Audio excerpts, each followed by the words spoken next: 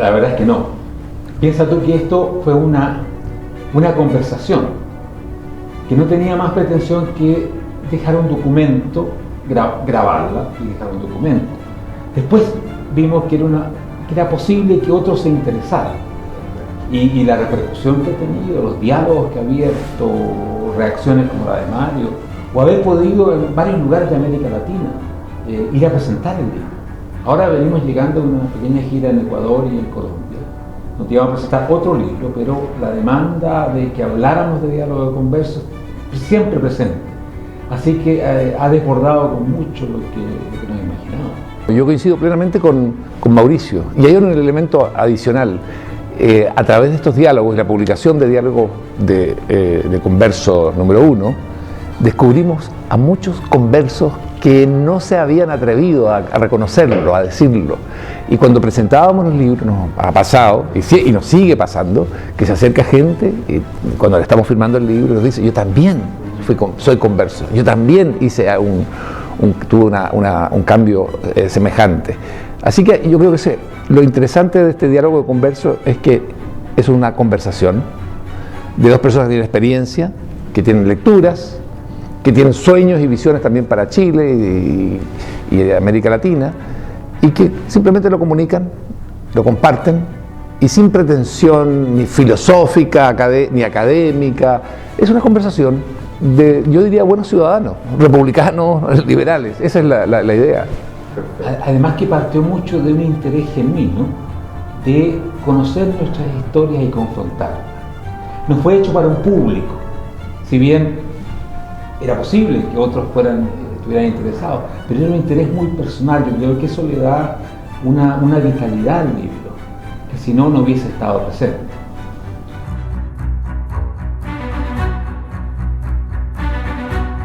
El recorrido parte de Chile, hablando de lo que calificamos como un largo silencio.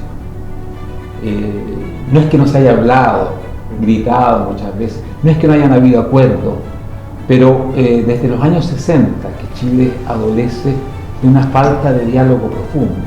Primero vinieron las grandes ideologías que bloquean el diálogo, cada una se siente propietaria de la verdad y de todas las respuestas. Después vino el golpe, vino un largo silencio. La época de la transición, con todos los grandes méritos que tuvo, se basó en guardar un respetuoso silencio sobre ciertas cosas. El 2011, más que un diálogo, fue un grito, una especie de revuelta, etc. Y nosotros partimos con eso, y después vamos a mirar un poco el panorama global, empezando con lo que nos toca muy cercanamente, los 100 años de la Revolución Rusa. Nos permite conectar también con el otro diálogo de conversos, que tiene mucha historia personal relacionada con las ideas marxistas, etc. Y después, bueno, vamos a mirar un poco el mundo también, ya la globalización, lo que llamamos una época iliberal. Así es. Y hay un elemento también adicional en nuestro análisis, y es este de tratar de colocar siempre a Chile dentro de un contexto más amplio.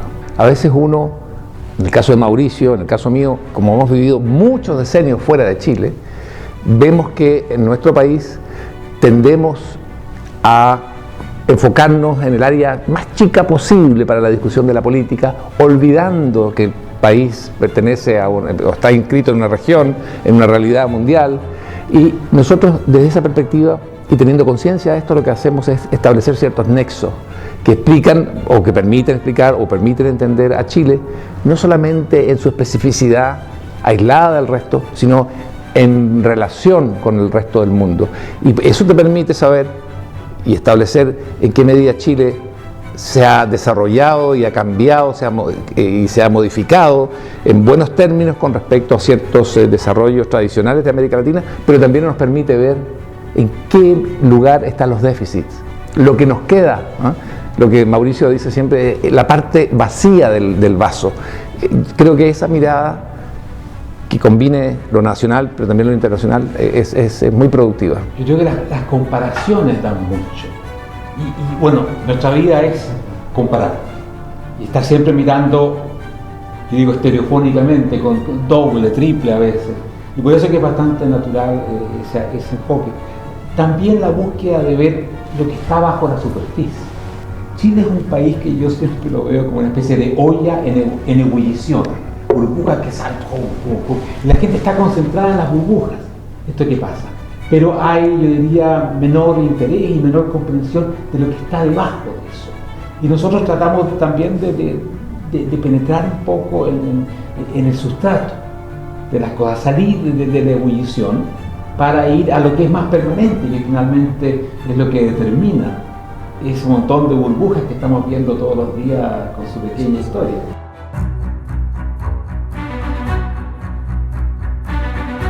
Creo que esto hay que analizarlo partiendo del contexto tradicional, donde ha sido en la historia de Chile fundamentalmente la izquierda la que ha ganado en los últimos decenios con mucha claridad la batalla de las ideas, la que ha ido estableciendo los temas, la que ha ido colocando lo que pueden ser elementos críticos, cuáles son los sueños de país, su influencia a través de la cultura, de centros de estudio, de columnistas.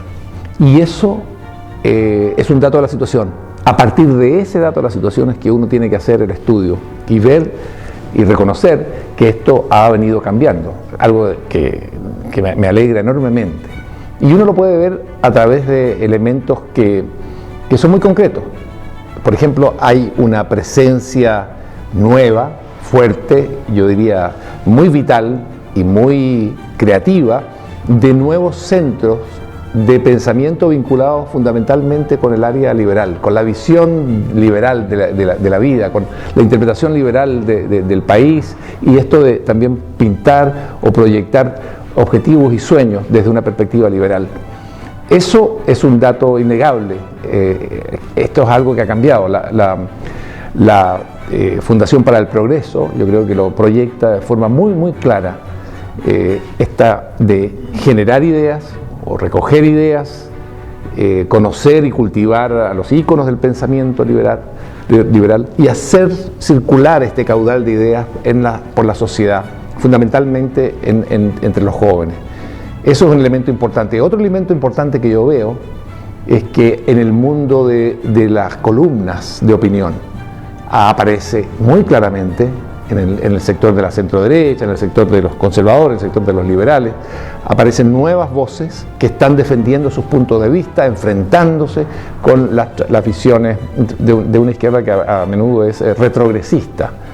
Y también lo vemos eso en otros programas por ejemplo, programas de radio, en programas de televisión, en foros. Hay una presencia ya que nadie puede negar. En ese sentido, creo que hay una contribución, un aporte de distintos sectores, y sobre todo de personas de centro derecha o liberales, de distinta sensibilidad.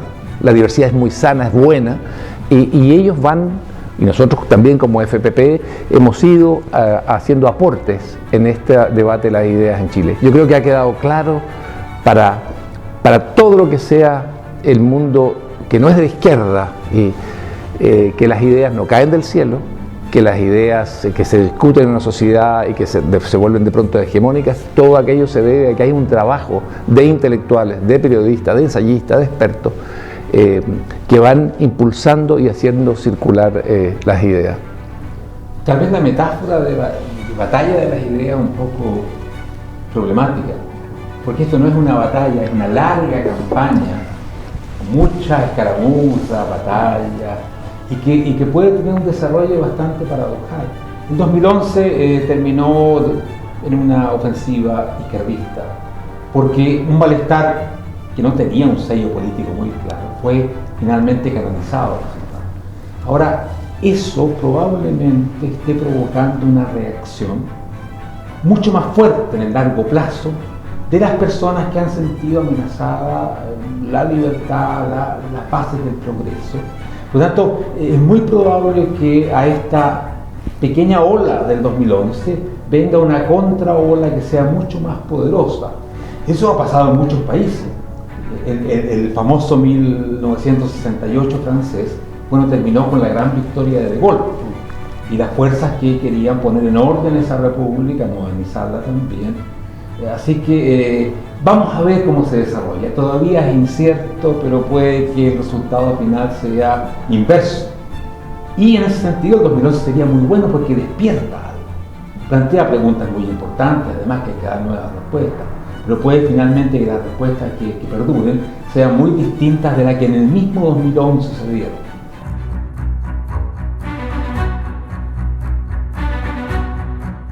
Hay una serie de tendencias como el colapso de la socialdemocracia en Chile. Lagos es como la metáfora de algo muy importante, muy trágico en realidad, que es la probable desaparición de aquel centro izquierda, que es vital para que la democracia funcione. Porque la democracia presupone, lo dijo hace no mucho un intelectual muy interesante, que el río tenga dos orillas. No basta con una, la orilla derecha o liberal, lo que sea, sino que tienen que ser dos que más o menos sigan. La pérdida de una orilla implica que las alternancias en el gobierno, por ejemplo, pasan a ser dramáticas, porque ya se separan las dos orillas y pasar de un lado a otro implica un cambio radical. La aparición del Frente Amplio, que claramente es una expresión de fuerzas iliberales, antiliberales. Mira, son un verdadero resumen de lo que es Podemos, de lo que es el chavismo, de todo una mezcla de populismo, restos de marxismo, y todo con un talante que puede llevar a la disminución de la libertad. O sea, todo lo que proponen, todo lo que dicen, tiene un sello colectivista muy fuerte. Es una fuerza nueva, indudablemente, en Chile. Así que en Chile también tenemos algunos de esos rasgos de esta nueva época. Indudablemente que lo que está pasando a nivel global, como siempre, nos va a influenciar muchísimo.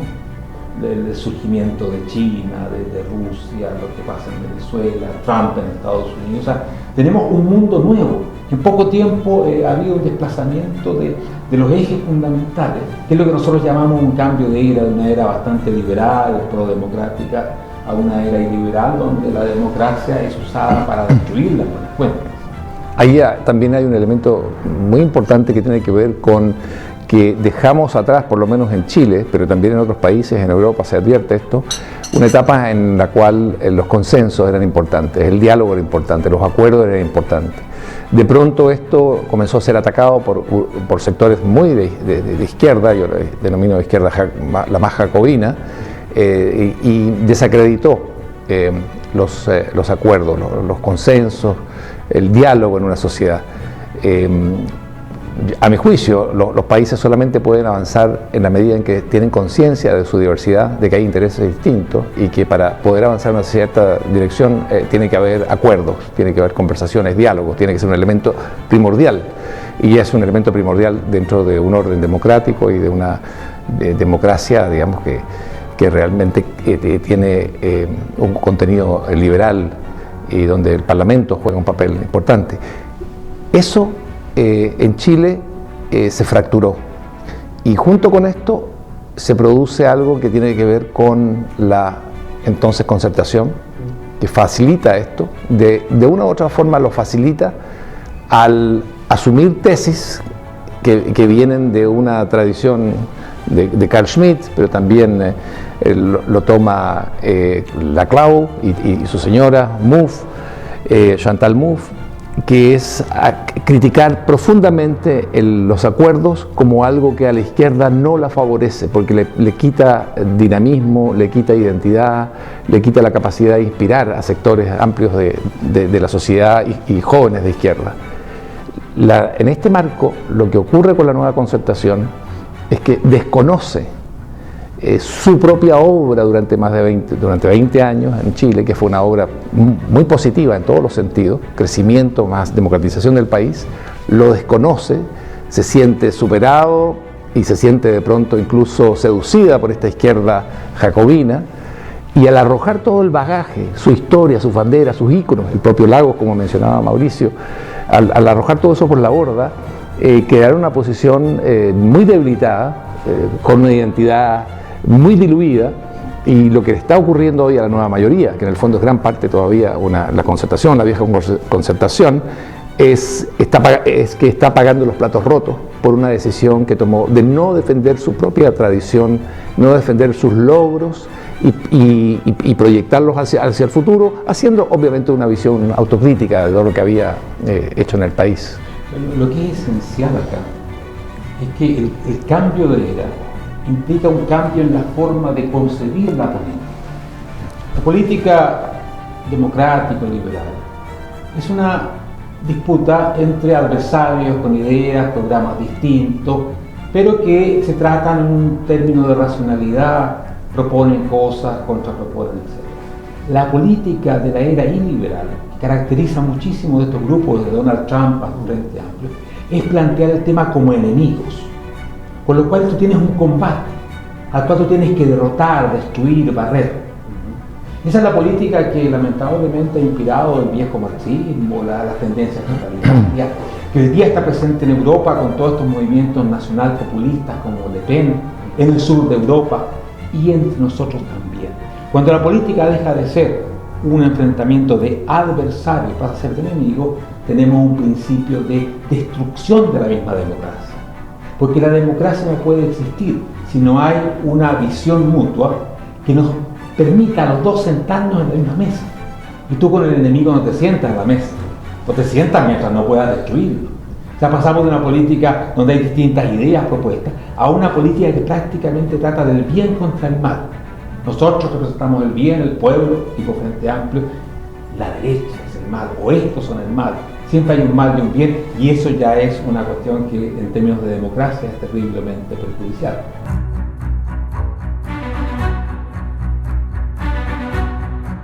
Yo creo que siempre existe esa amenaza. Depende de la... Hay dos cosas. Uno es el contexto. Que hayan grupos que se sientan no incluidos, insatisfechos, amenazados. Y claro que los hay en Chile.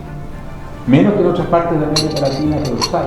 Lo hemos visto en movimientos como No Más AFP, que es un típico... El 2011 fue también un movimiento así. O sea, como terminó planteándose fue ese tipo. Pero por otra parte tiene que ver también la oferta, los protagonistas, los hombres y las mujeres justos para el momento justo, y además con el mensaje justo. Puede que una situación requiera un cierto mensaje que nunca se cree, o un cierto tipo de liderazgo que nunca se da. Eso es lo que nunca se sabe hasta que ocurre, y cuando ocurre va muy rápido. Piensa con Donald Trump, tenemos una cosa rapidísima. El surgimiento del fascismo en Italia con Mussolini fue una cosa de un par de años increíble. Perón, del 43 al 46 y está instalado. Por lo tanto, sería bastante ingenuo, yo diría muy poco prudente decir de que ese riesgo no existe, ¿sí? Sobre todo cuando tenemos una gran cantidad de movimientos populistas de izquierda y de derecha.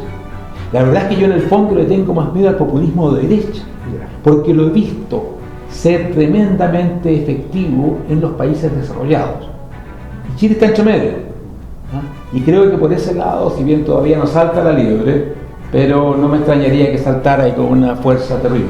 Hay una tendencia muchas veces a analizar y a ver y a proyectar el populismo como una amenaza, y es una amenaza real, y es una amenaza a la sociedad liberal, a lo que son los principios básicos de la democracia. Pero nos quedamos demasiado en ese análisis del populismo como tal, y se nos olvida algo que es sumamente importante, y es esto de que es la misma democracia, son la misma clase política desacreditada la que va creando el caldo de cultivo, la que sirve en bandeja a la sociedad para que el populismo pueda surgir. Primero como unas demandas, expectativas, temores, inquietudes, exigencias soterradas, y después, y eso no siempre se da, pero a veces se da y causa desarrollos muy vertiginosos, que aparezca el caudillo indicado, el hombre o la mujer que siente que tiene que dirigir el país, que representa las aspiraciones más profundas de ese país o de esa comunidad, que entronca con el pasado, un caudillo que desconoce además la importancia de la existencia de instituciones y de poderes que sean independientes, que cree además tener y contar con una explicación para cómo ha de ser y proyectarse ese país en el futuro, y que desprecia profundamente a quienes piensan distinto. Yo creo que si uno se queda solamente en el análisis de lo que son los populistas, los caudillos populistas, o el populismo, que es además ideológicamente algo muy delgado en términos ideológicos, no tiene espesor ideológico el populismo, por eso hay populismo de izquierda y de derecha, uno se puede quedar en ese análisis que es insuficiente, y lo riesgoso es que uno olvide las condiciones que posibilitan el populismo.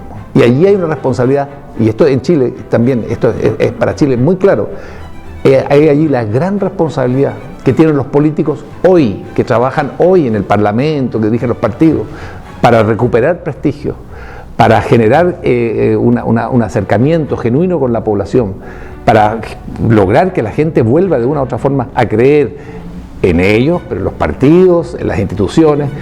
Todo esto merece yo diría, una ingeniería mayor, una recuperación mayor de lo que es la confianza ciudadana en las estructuras que ya existen. Históricamente, sin colapso de la clase política y de las élites en general, no ha habido populismo. El populismo está profundamente relacionado y derrota, generalmente a través de elecciones.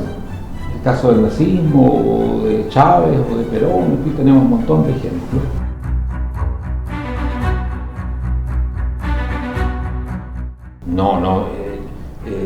Beatriz Sánchez, que representa ideas profundamente populistas,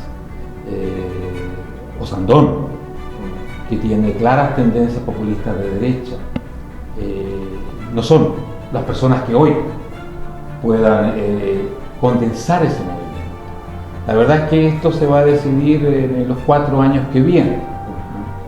Si bien Sandón tiene características de liderato que pueden desarrollarse muchísimo, y va a haber que observarlo con mucha atención, ojalá que no siga por el camino de lo que son las provocaciones verbales típicas del populismo, la creación de antagonismo, de odio, de basar el prestigio propio en la destrucción de otro o en crear sentimientos de ese tipo. Ojalá que no, pero vamos a ver qué pasa, y va a pasar en los próximos años. Hay tradiciones también dentro de cada país, de ciertas comunidades, que facilitan el surgimiento del populismo. Por ejemplo, en el caso de Argentina, el mismo peso del peronismo, el impacto social profundo que tuvo, también en la identidad nacional argentina y en el nivel de vida de la población argentina, hace que el populismo esté allí siempre presente. O en el caso de Brasil también hay un riesgo, porque hay una tradición. Getúlio Vargas, por ejemplo, dejó allí una base que está latente y hacia la que políticos populistas o caudillos populistas con cierto alcance y cierto éxito pueden apelar y recogerla. En Chile ha habido fundamentalmente 2 intentos populistas, experiencias populistas, y no fueron exitosas como en los países vecinos, en los países que menciono, o en el Ecuador con este fue Velasco Ibarra. No es eso. Entonces, la experiencia de Ibáñez del Campo, la experiencia de Alessandri, yo siempre lo menciono esto como un populismo no nato o no plenamente desarrollado. De Arturo Alessandri, sí, Entonces, esto es una suerte de freno, pero no es una garantía de nada. Y pienso que en cierta forma también Allende, en varios momentos de su gobierno, tiene fuertes ingredientes populistas. Y como también este gobierno termina muy mal, en Chile, si usted hace una lectura y una interpretación, digamos, masiva, nacional, por decirlo de alguna forma, de lo que ha sido la experiencia populista, el resultado es negativo. Pero esto no es garantía de nada. Depende del caudillo, depende de las circunstancias y depende sobre todo del descrédito y el desprestigio en que haya caído, creo yo, la clase política y las instituciones que son las llamadas a controlar también el desarrollo de la sociedad.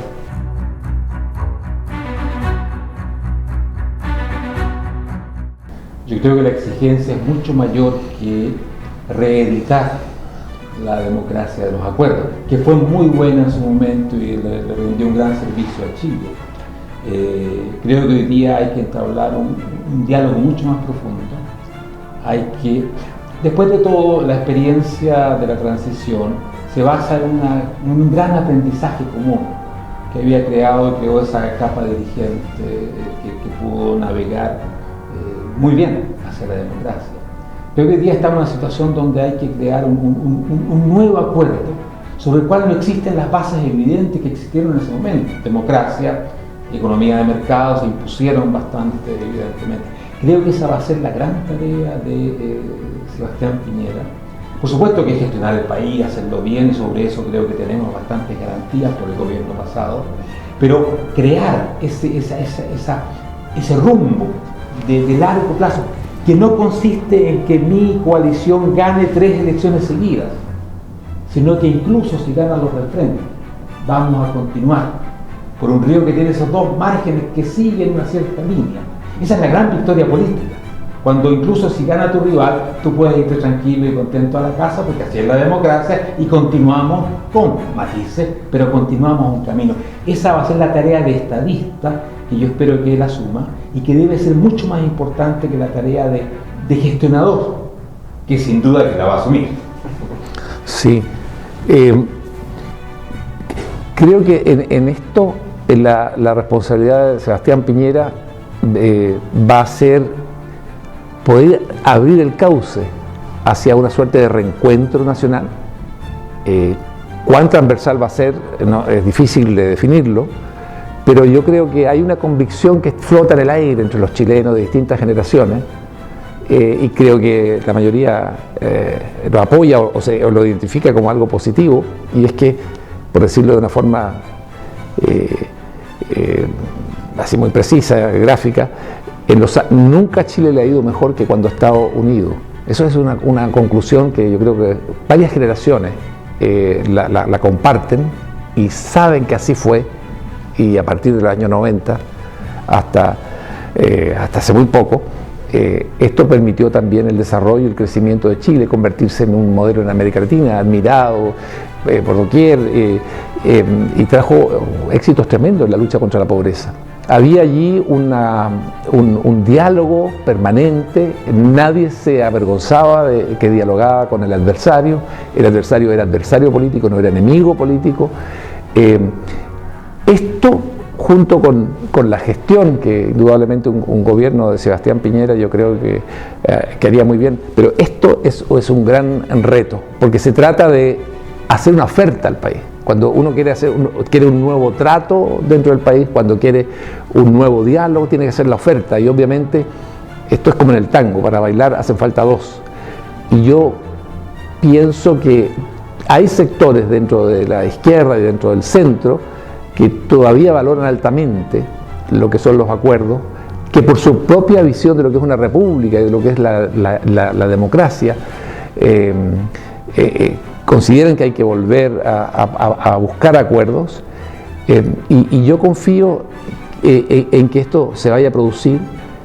Por eso es tan importante observar qué ocurre con quienes representan hoy en la izquierda a la socialdemocracia, o lo que quede de ella.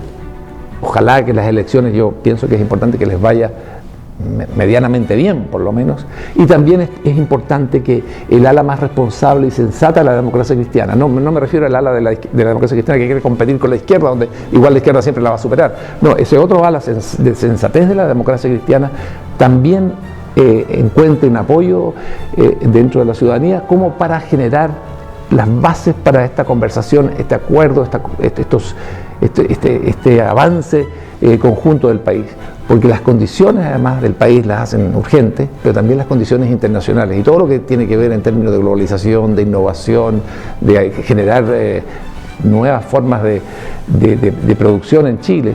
Todo eso demanda acuerdos que vayan más allá de un gobierno, que vayan más allá de mi sector separándose del otro. Creo que ahí hay una tarea grande para nosotros, pero bueno, para el presidente Piñera, para su gobierno, pero para nosotros como chilenos. Y fíjate que uno de los defectos que tuvo el diálogo de la transición fue que en muchos aspectos tuvo un carácter bastante tecnocrático e incluso de élite.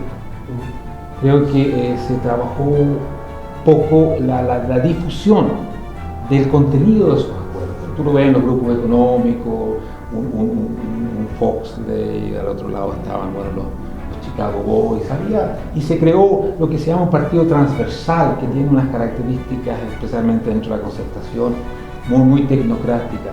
Creo que el diálogo que necesitamos hoy día es mucho más amplio que eso. Hay que envolver los partidos políticos, pero como han disminuido en su representatividad, es muy importante la sociedad civil y en general llegar a la gente tratando de que entendamos por qué sendero va Chile. No solamente sendero que algunos decidieron porque parecía bueno y la gente dice, no, sino que hay una mayor comprensión, que es lo que mejor nos puede proteger contra nuevas ofensivas que van a venir de este tipo populista, frente amplista o populista de derecha.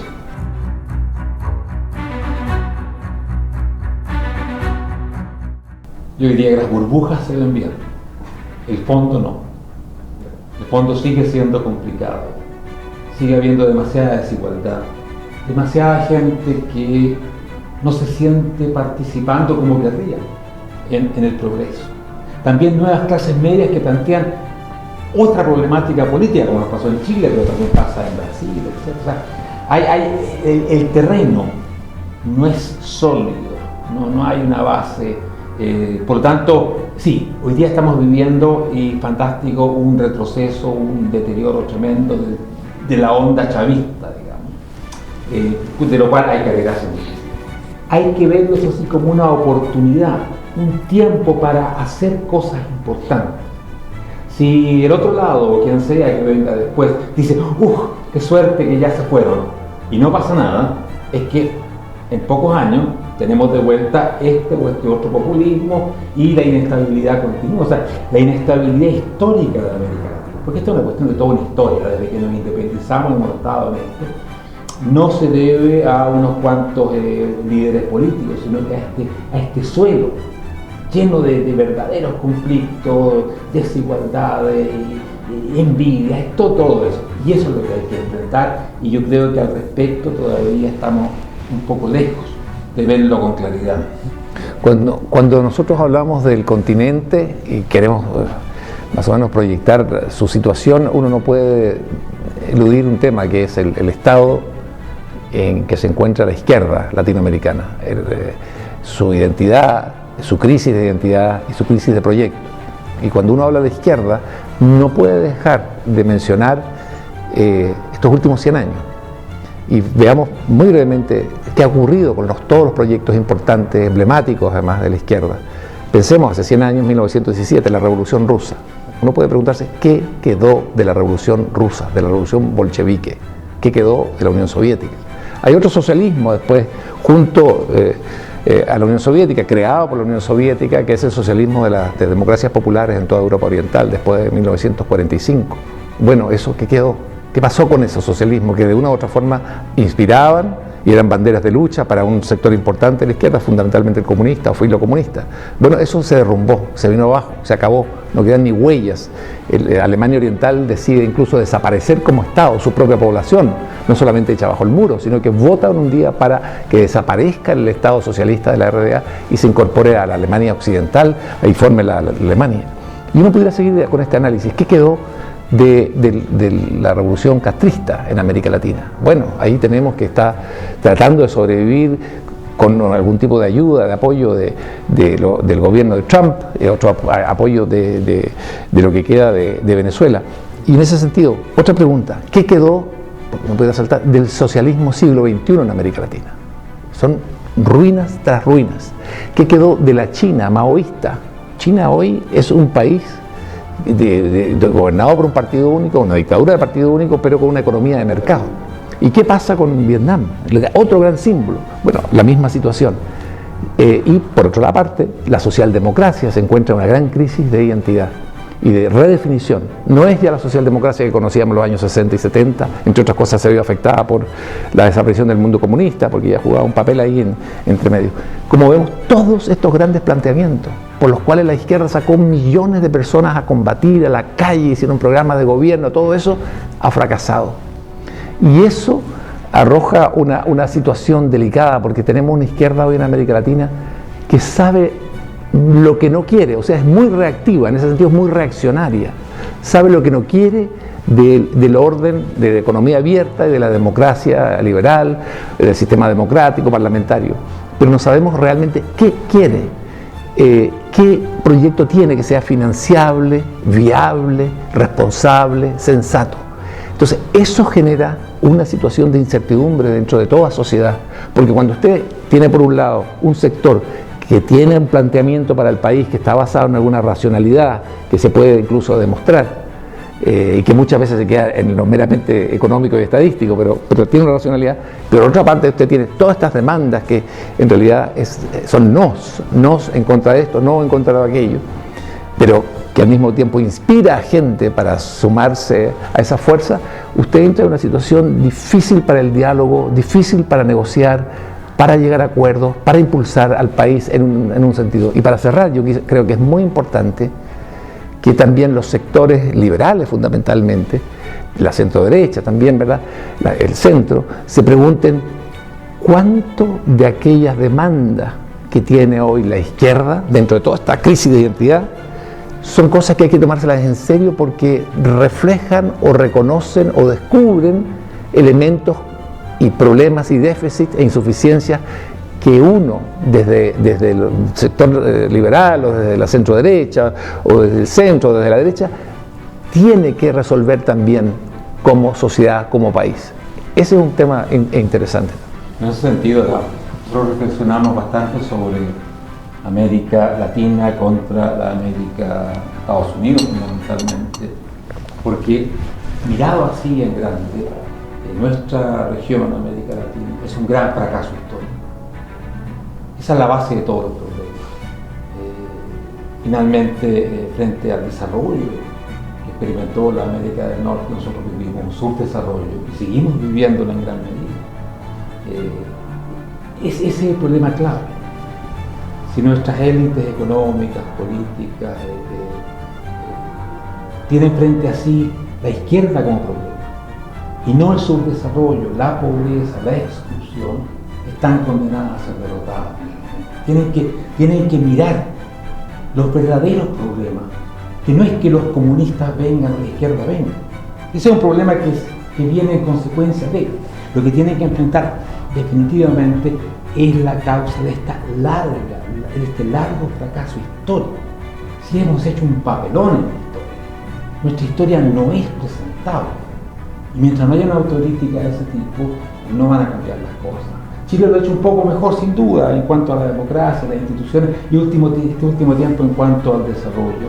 Pero en general, como región, estamos al debe.